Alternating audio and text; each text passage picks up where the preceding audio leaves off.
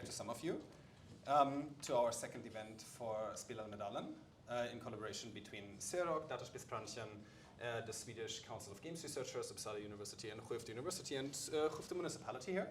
Today, or now, we will be talking about from making games to making everything, participatory culture in games. So the idea for the panel is that we will first discuss from our perspective games as participatory culture and what that means to take this possibility that this medium provides to really dig in, use it for making instead of just playing or consumption, and what we could maybe see from that as possibilities for taking this to other areas as well. It will be held in a little bit mixed English and Swedish. That means that it's completely possible for you to ask questions or to ask for clarification in English or in Swedish. Jag kan prata svenska också, så det fungerar bra. You will be probably presenting in Swedish again, and Rebecca in English. So we'll just make it help each other. The emergency exits are out here, down the stairs, and the meeting place is across the street in this little park. And we will stay here after the panel is over. We planned roughly half an hour for one-on-ones or for questions or anything like that. But we might also have some time over for questions in the end. So we will not be running away, and there will be space for questions afterwards. Okay, so games are often discussed in contemporary culture quite frequently from the perspective of players. What's it like to play games, maybe critics, maybe media consumption. But one of the perspectives that is very important to us as well, of course in the game design education, but also in taking games as interventions for young people, for building communities, is making games and how we could understand games as something that is co-created participatory culture and not necessarily the things that we see in the high rises of the AAA industry, of these very, very polished, big international companies, big international games that win all the prizes and have the amazing graphics.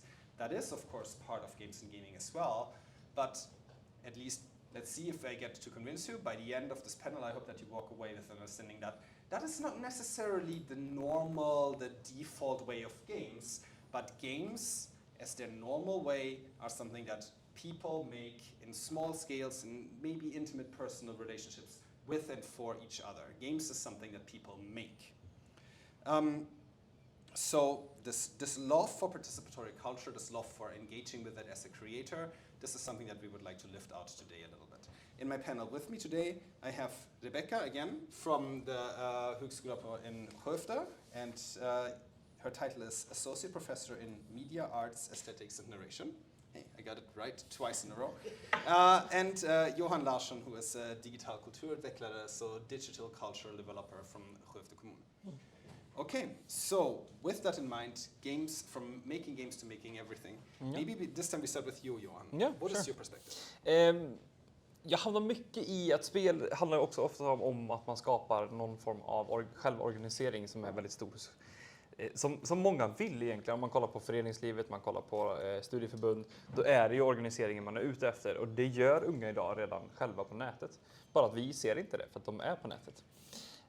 Men där är de ju, och de styr och de modererar och de är rättvisa, de använder sig av demokrati som liksom tillvägagångssätt för att göra val. Jag förstår inte, det försvinner liksom in i verkliga livet sen, för man väl frågar dem så här, men vad gör du då? Vad gör du på nätet? Så inget speciellt typ. Alltså, och så säger de, men jag är en Discord moderator, säger de då. Och då frågar man, vad innebär det då? Och de säger, men det innebär att jag styr och jag får sätta regler, jag får se till att alla trivs och alla mår bra. Och det är 25 000 medlemmar i servern. Och man säger, är inte det lite stort då? Eller sådär. Och de hamnar ofta i, de själva ser inte det som ett intresse, eller som en process, eller som någonting viktigt, för att det är vad man får till sig när man spelar. Alltså, gå och gör någonting på riktigt, eller gå ut och hitta på någonting. Vad ska du göra med det där sen? Men där sitter man ju då och kanske leder och styr och ställer och sådär. Sen tycker jag om spelvärlden också som spelare, för att det är en plats där fysiska begränsningar försvinner. Och det betyder också att fördomar som är relaterade till fysiska begränsningar försvinner också. Så att det kan vara ålder, det kan vara att man kanske har svårt att röra på sig, det kan vara att man kanske, jag vet inte, man har inget hår eller något. Det kan vara precis vad som helst. Och de bara, puff, och så är de borta. Så det händer ju att jag sitter och spelar själv och då kanske jag sitter och spelar med en 12-åring fast jag vet inte om att han är 12 förrän han pratar med mig för då förstår jag att han är 12 eller så. Och det är skithäftigt för där i spelvärlden så är det ju också kanske då hur duktig man är som styr och vilken respekt man får tillbaka är ju då hur duktig man är. Och det är ju kanske synd i sig men det är också en häftig upplevelse att se. Sen gillar jag det också för att det sätter en annan regel på hur det är att vara social. Man kan vara social med röstkommando, du kan vara social med text, du kan vara social med ingenting alls. Du behöver inte kommunicera med någon annan för att vara social, utan du kan bara finnas i ett socialt sammanhang. Och då har jag en närastående, för att kalla det, som har NPF-diagnoser, som har jättesvårt att prata med en annan människa. Men inte i dataspelsvärlden. Så han hoppar in i en random lobby i Fortnite och så sitter han och pratar om hej, vart bor du? Hur mår du? Vad heter du? Hur gammal är du? Och så, det hade han aldrig gjort. Liksom. När vi kommer, vi har träffats på ett par månader och så hej, får jag gå och spela nu? Så att, och det är jättehäftigt att få se. Och det finns så många sådana bra exempel som man kan lyfta fram och där folk blir inkluderade på ett nytt sätt som kanske inte gäller i den verkliga världen då, om man vill säga. Thank you, Johan. Tack. Nej, jag var klar. All right, Rebecca, from your perspective. Oh, and I was thinking about the panel topic and the issue of participation in games or participatory culture in games. I was thinking about a renowned play theorist from the US, Bernie DeKoven, and his conceptualization of a game community versus a play community and what we in game design can learn from play communities in order to make game communities more inclusive and more open. And he had this very kind of dualistic conception of those communities that's a good thing to push off against. That in a game community, we think about keeping the players who are the best at the rules, but we change those players if they're not so good, right? Think about a professional baseball team. You're going to keep the players who are the best and get rid of the ones who aren't, right? And that's kind of the definition of a game community for DeKoven. And then in a play community, he says, we keep the rules that are fun, but if the rules aren't fun, we change the rules of the game so that we keep the most people in play who want to be in play together. So from that perspective, in terms of increasing or fostering participatory culture in games, as a game design educator, I like to get my students to think about where can you let your players change the rules? That's not something we often think about in games. We think about designing games and defining rules, and then they're set, and then the players have to get good. They have to vara duktig, have to, to be good at the rules. But instead, asking game design students or anyone who's making games, what can you do to let players change the rules, to let more people come in and play in that magic circle inclusion? Thank you. That is a really, really, I love that. Which rules are the best? What do we keep instead of which players and cycling through people? So that is something that is really amazing to me. To me, when I think about games and co-creation, I think there's one really interesting point to the medium that is exactly when the game is over, your first playthrough of something, oftentimes maybe an analog game, a card game or something. I play that with my kids, I play a game together with them or with friends, and the game is over, and we go like, wow, this was fun. And then they go like, but Dad, do you know how it would be even better if we would play it this way? Yes. Right? That's the immediate next step to playing the game, is remaking, redesigning, changing the game. Everybody has house rules for their games that they play together with their families. And that is something that is explicitly interesting. Right? I'm not exchanging my kids to play with the other ones so that I get the best ones to play with me, right? Like we're changing the rules so that the game becomes more fun. So games and play invite naturally some kind of co-creation, some kind of experimentation. We want to do something differently. We want to experience that. So again, a lot of this experience is filtered through my engagement with my children, of course, also with my students, but the children are a little bit more funny to talk about in that sense, because they have these really bizarre ideas. We have been playing The Walking Dead together, which it worked fairly well, even though they are like the oldest one is now 14 and the smaller ones, but it's still like if with a parent that still worked. And specifically, my 9-year-old is really into Pokemon. He plays a lot of Pokemon Go. And we played The Walking Dead, which is a zombie game, and then we played Pokemon Go, and then they were like, hey, wouldn't it be cool if we could merge these? Whoa. Right? And this is a crazy idea, right? But in his mind, it was like, imagine there would be a zombie game, but you have your Pokemon with you to help you out, right? Like, yes, there's zombies somewhere in the city, but Pikachu is recovered, right? Like, so we'll sort it out. And it's just such an amazing idea. So much creativity, so much, okay, let's remix this, let's make something else. Just like play it through. And then they start playing it, right, as a role-playing game together. Okay, so what would that be like? And it's nice because they can be together and their Pokemon protect them from the zombies that come from the other side. So it's like, it's really, really nice. In that sense, this sort of experimentation is at the core of play, but it is also at the rule of contemporary games. If we look at the games that we are currently playing and that are in a sense defining what our game culture looks like, what esports looks like, many of these games have their origin in player co-creation. The entire MOBA genre, which is League of Legends, Dota, all of these kind of games, they started out as a mod, which is a modification to a game that was made by players. All the Counter-Strike like Overwatch, all these kind of games, they started out as a modification made by two kids hacking Half-Life. Yeah. The entire virtual worlds that are gamified, like all of that, like EverQuest, World of Warcraft, all of these titles, they started out with basically just copying what a student project at the Danish ITU University built together for people building a game world together. All of this creativity, all of the innovation, making new things, experimenting with the medium, they don't happen at the center of a big industry. They don't happen in the high rises of AAA studios. They all happen in the fringe of that. They happen where players engage with the games, and oftentimes engage with games that are sort of shadow legal or illegal or under the threat of IP legislation, somewhat forbidden but not explicitly allowed, so they are happening in spaces that are also legally gray zones, right? Just like my kids' Pokemon The Walking Dead game. That will never happen. Like, I'm not sure if it should happen, it's a cool idea, but it's just impossible because the IP owners are two different ones. Like that game is probably not going to come into existence. So there's 2 points here that I think are important to me. One of them is games allow co-creation and invite it, and the other one is that really the innovative and new parts of this medium come from that, right? The big industries, the big polished games aren't the norm of what games and gaming look like, they are the exception.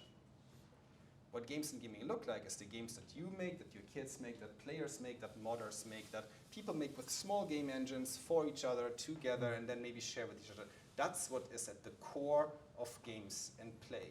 Intense innovation, experimentation, and creativity. Not extreme graphic polish to release this huge visual. Yeah, that happens, but that is the exception. That's the tip of the iceberg. So this sort of radical experimentation, as a conclusion, that is interesting to me. And it's interesting to me because of some of the things that you pointed out here, right? One of them is making something more inclusive, including values and human relationships, but also building communities. This experimentation with rules on a meta level shows that rules can be changed. And it shows that the way we relate to other people can be changed in society. So this is what's really fascinating to me. That experimenting with games and experimenting with game rules as a meta-argument shows that the rules that we relate through with each other here in this society are also something that you can change and adapt. And this is where it goes from changing and making games to making everything. In this little interaction with your Monopoly game where you realize that this is not great, maybe we make this a little bit different. You, in a small scale, can practice that maybe this Monopoly game here also kind of sucks. And you could make that different, right? This core to understanding that things that don't work, mechanisms, rules that don't work, that exclude people, they can be changed, they can be remade, they can be modified.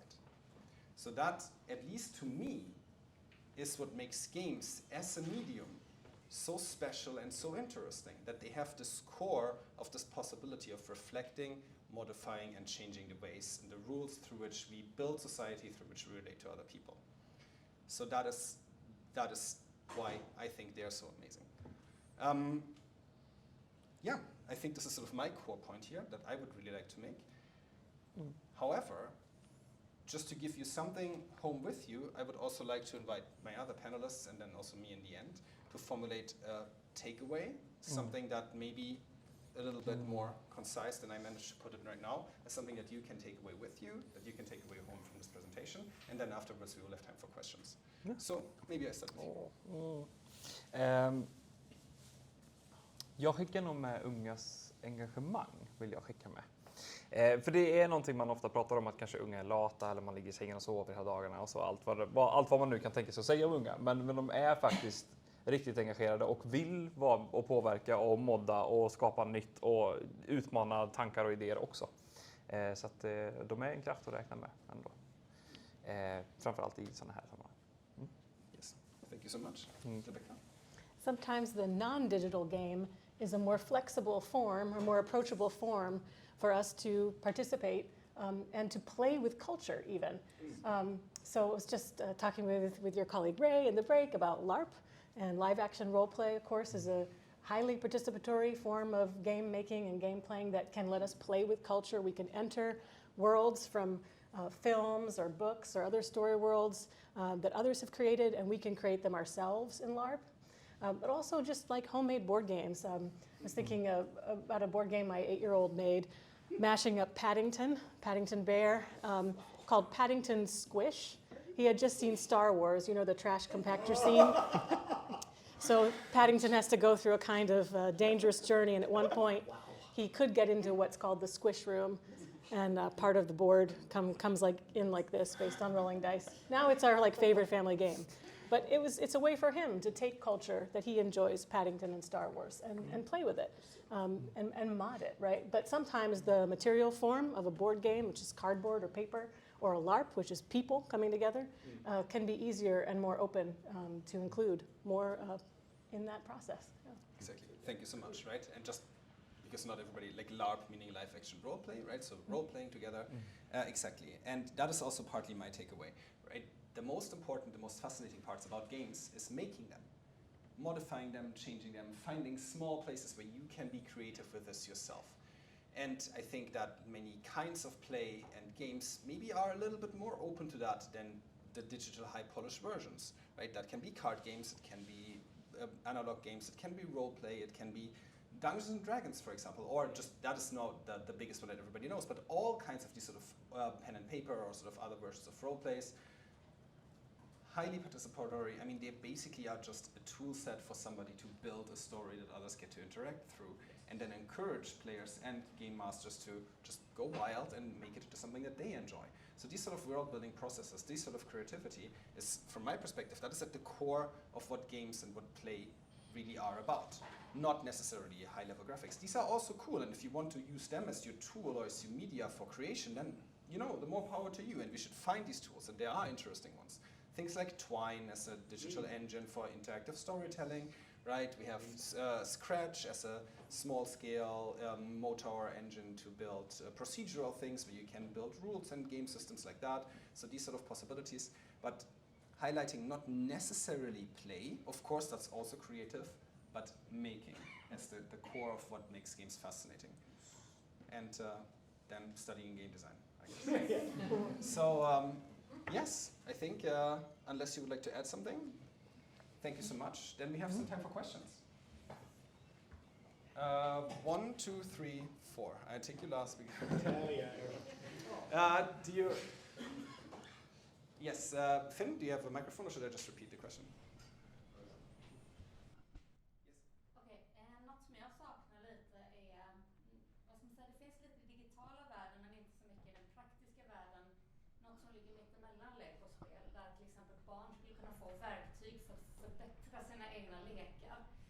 Det var något jag önskade mig själv när jag var liten. Jag brukade leka detektiv med min kompis och vi satte upp stora detektivmysterier. Och sen så skulle vi lösa dem också. Och jag har funderat mycket på det här, hur liksom man skulle kunna förstärka barns lekar med verktyg som innehåller en del av berättande men där de ändå själva får liksom skapa mycket. Men jag har inte sett riktigt någonting sånt. Och jag vet inte vad det beror på, men jag funderar på om det kan ha att göra med att barns lekar också ofta är någonting som de får sköta själva och som vuxenvärlden inte lägger sig i så mycket. Vad tror ni om det? Interesting.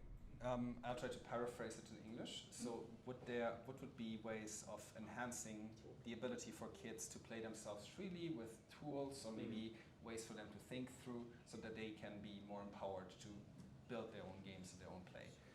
Super interesting question. Would you like to? Ja, men jag hamnar ju mycket i att frihet är ju nästan vad som skapar den här kreativa processen någonstans. Men det är klart att man kan erbjuda någon form av metod kanske. Att, hur fungerar ett förbättringsarbete? Kanske inte en 6-åring hade varit jätteintresserad av, men jag tänker att om man får ju anpassa ut efter vem man pratar med också. Men jag hamnar mer i att det måste vara kanske strukturerad frihet på något vis. Att man på något sätt sätter någon form av ram, att det här är ett bra sätt att leka på. Det här är schysst mot dina kompisar kanske som är med och leker. Och så här kan du göra kanske då för att komma framåt eller något.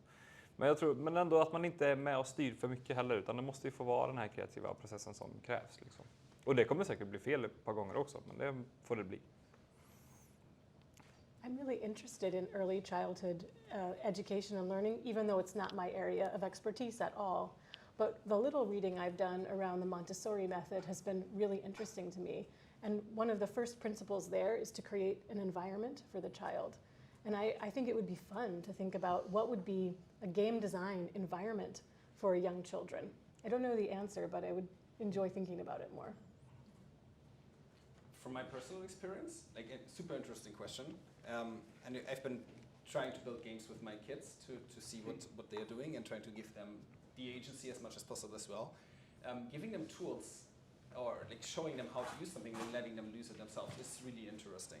So one of the things that we did was I set up some music for us playing something. So we did play some hide and seek, and then there's like a ghost or something, so I put on Ghostbusters music for playing.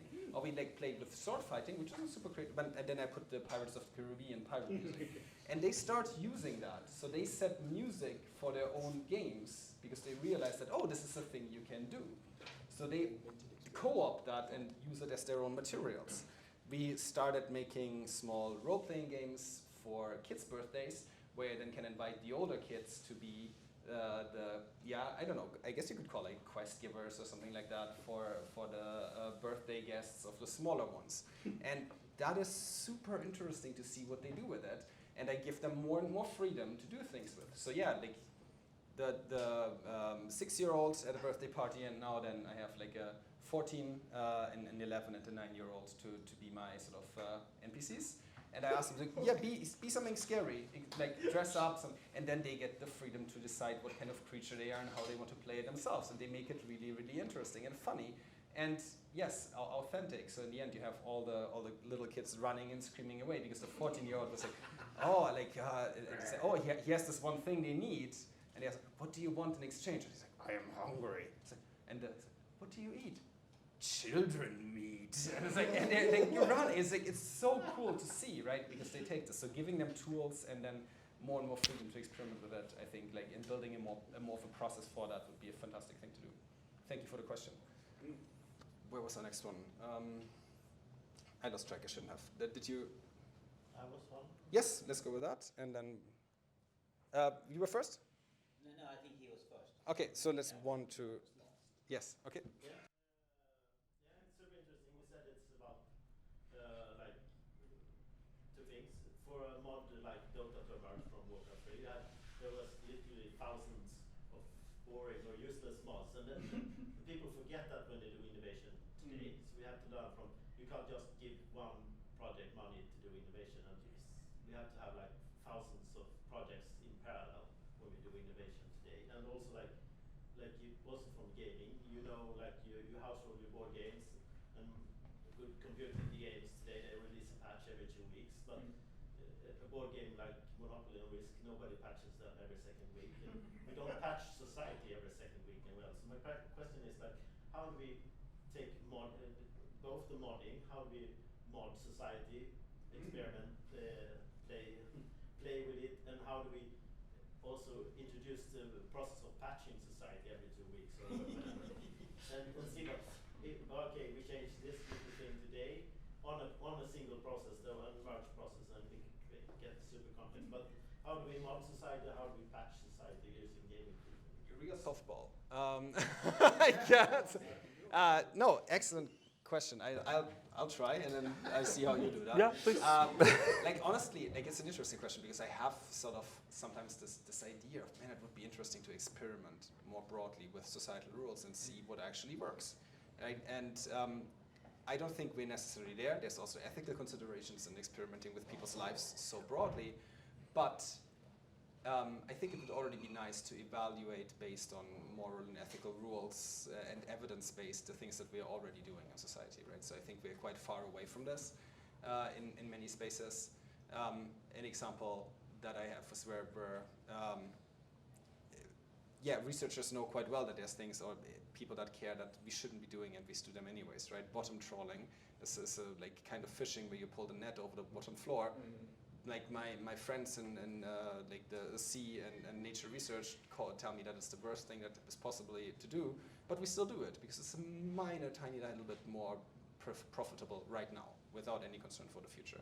So we are even quite far away from even being able to evaluate what we're doing with the world. So I'm not quite there yet, but consider this argument, right? People getting brought up in the society see the world that functions and assume that it's this for a reason, and that you need to be a super big expert in order to ever question what's going on. The more I understood about how this world works, the less it appears like this. But it appears like something that people have made and then submitted because they were past deadline and it was their first take on it and they were expecting to be able to improve it and go around and patch it for the next time around, but it stays like this forever. So I think one big takeaway that I try to give to my students, my children, and people that I meet is like, if you have some sort of knowledge about how the world works and some sort of idea about how to improve something, trust yourself, see if you can try it out and go for it. Because the people who've built the world around us, they also just submitted their second best effort 20 minutes past deadline, and that is what we live in, right? It's a pile of legacy code that never gets patched. So this approach to the world already enables you to see it a little bit differently and to attempt to do something with it. Snodde mitt svar faktiskt. Nej, men jag hamnade väl i hur förändrar man ett samhälle egentligen? Och då måste man också då börja med de unga egentligen. Hamnar jag i då som ungdomsarbetare. Men att lära någon att se, okej, är det här bra? Och då säger de oftast ja. Och så är det säker? Och då kanske de säger nej. Att liksom lära dem processen att se någonting, tycka någonting, inte första tanken utan kanske känna efter vad man tycker och vad som känns rätt och inte rätt. Och sen då också införa att det går att förändra. Det är inte fast, det är inte klart, det är inte låst. För det är oftast det man lär sig i framförallt grundskolan. Och det är jättesvårt för skolan, jag vet det här. Men det är också jättesynd för att man går med i, man kanske vill förändra. Man går med i någon elevaktig kår. Nej, vad heter det? Elevråd går man med i. Man kanske blir ordförande. Och säger man, vi vill ha en ny soffa. Och så tar det 3 år och så har de slutat och sen har de inte fått en ny soffa än.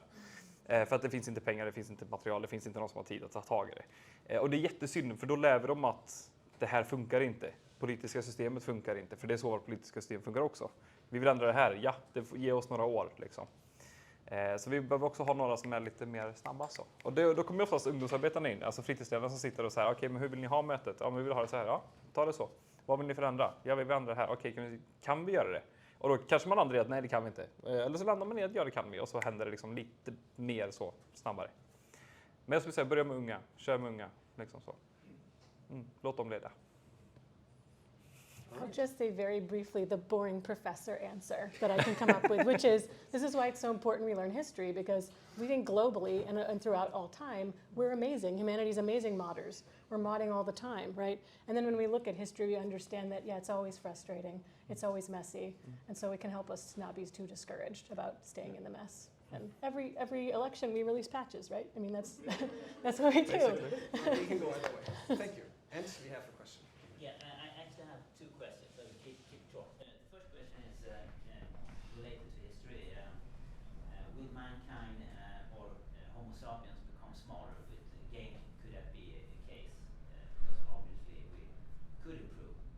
And the second question is how will gaming develop with AI and so on? So there's 2 questions. I have All right. I have no answer. I think we will get smarter. I think we're always developing as a human species, but I'm not sure what consequences the gaming part of it is. I go backwards. I think I mean the AI part. I mean, besides being slightly beyond the scope of this panel, is also like I think that's right now everybody's guess. So we will. It's going to be curious to see where this is going, but. I'm not sure if it's going to be beneficial. I think it's going to copy and reproduce a lot of the existing bigotries of our society in ways that will be harder to investigate and harder to challenge, because they become more institutionalized and more frozen in tech, and that will be harder to dismantle, similar to how algorithms already work. So not necessarily a potentially empowering or automatically empowering future there. But I think that yes, games is what has made people smarter, right? I mean, it's a little bit of a stereotypical answer, but games people like to parade around that some of the earliest artifacts of human culture that have been found are games. And if you look at that, human brain development is something that really exploded at the time when humans had some sort of control over the environment, so that other human beings were their most dominant threat or environmental like triggered for further evolution. And yeah, that like we have grown big brains not because we need them to survive nature, but to survive other people, right? Games and play are social activities. So yes, in that sense, I think that is exactly the trajectory we are on. They are part of that. So for that, I think yes, that's probably what happened. But also, I'm giving you the answer that, of course, I would like to hear as a games person. So with that meta warning in there. But thank you for the questions. Thank you so much. There's one more question. The guy in white shirt had a question yes. from the beginning. Sorry, Ray. Let's see, where are we time-wise? We are a little bit over. 32. 32. Okay, let's do 2 fairly short ones, and then we close it. Is it okay? Okay. Yes? 1, 2? Yes. You'll be second, but we start with you, and then we have first. Yes. Sure. Fast. I think it's really interesting with the distinction between game and play, and it got me thinking about like the esport industry, which, from my understanding, poses a lot more attention and revenue than maybe the more co-participatory aspects of the gaming industry.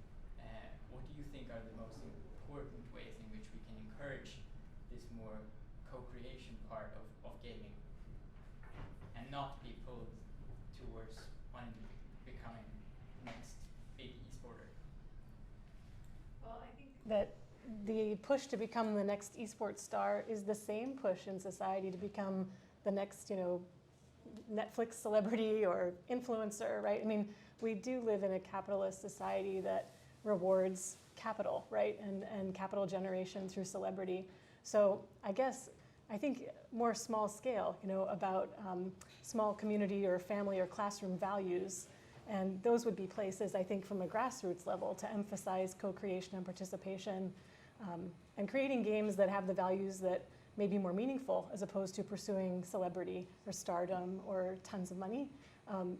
But I don't think there's like a top-down way to achieve the goal you're asking about, because I think the structure that we live in would preclude that. Yeah, amen to that. Yeah. Just a quick side note. I think we can also teach kids to play with esports, as in the same type of things that we teach kids to play with football. You just take a ball and go to any football court and play it for a few moments and have fun. And we also need to teach kids how to have fun with esports, not just get the best or be mad at your friend who's bad. Let's try to distance us from that and do more, have fun with your friends for a couple of hours as well, even though it's a sport. Yeah. De-emphasize performance and emphasize community. Yeah. Thank you. Yes, and last question.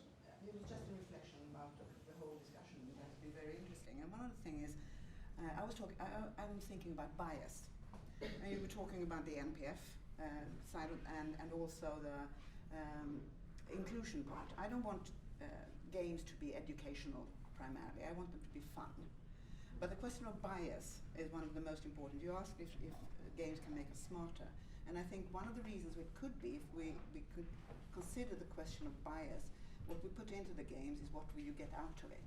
So it's just reflection upon the matter that bias is the most important part in creating game and evaluating game, and also making them more played to consider the question of bias.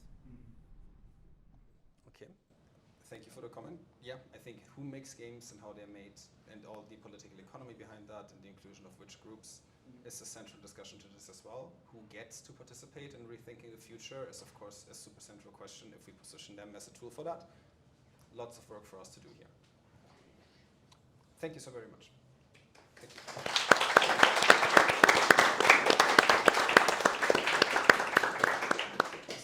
Thank you. Thank you.